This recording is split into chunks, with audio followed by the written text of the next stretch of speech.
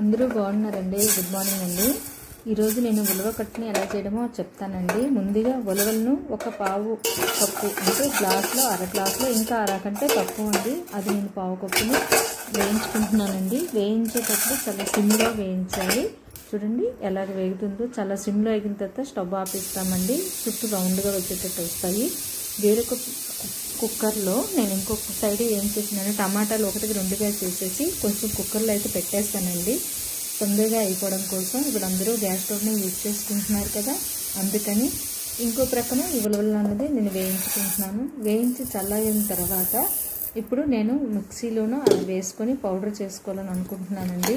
ఎందుకంటే ఈ మిక్సీలో వేసుకొని పౌడర్ చేసుకుంటే ఈజీగా అవుతుంది, మనకి తొందరగా అయిపోతుంది. ఎక్కువ మంది కాదు కాబట్టి ఇప్పుడు అందరూ చిన్న చిన్న ఫ్యామిలీస్ అయితే ఉంటున్నారు కదా, అందువల్ల ఇది మిక్సీ చేసుకుంటే పౌడర్తోనే సరిపోతుంది. లేకపోతే ఉలవలు ఉడికించడము ఇవన్నీ చేసామంటే కనుక చాలా టైం టేకింగ్, నెక్స్ట్ అది చాలా వేస్ట్ అయిపోతుంది. ఈ లోపల నేను చింతపండుని నానపెట్టుకున్నానండి ఒక సైడును. అదైతే కనుక చింతపండు నానపెట్టింది, దాన్ని జ్యూస్ అయితే తీసిస్తానండి. అది మనకి రసం కోసం చేసినట్టు తీస్తాను. తీసిన తర్వాత అందులో బెండకాయలు, ఉప్పు, పసుపు, కారం, ఉల్లిపాయలు, కొంచెం పచ్చిమిర్చి, కరివేపాకు కూడా వేసి అందులో నేను స్టవ్ మీద పెట్టుకున్నానండి.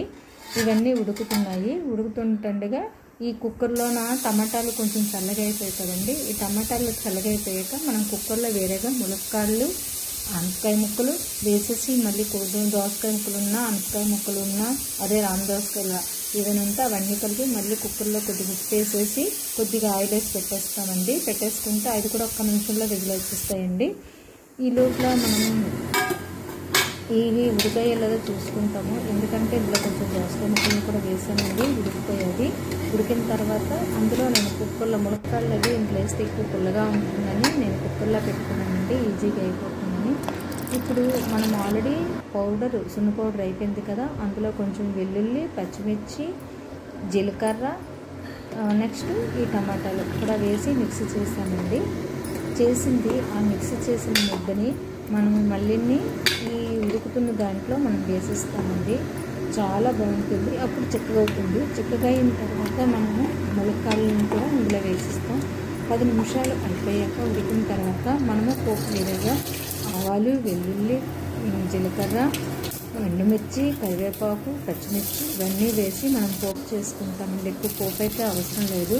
చేసేసి మనం అంతా కలిపేసి మూత పెట్టేయడమేనండి. ఇవన్నీ ఉడికించకూడదు.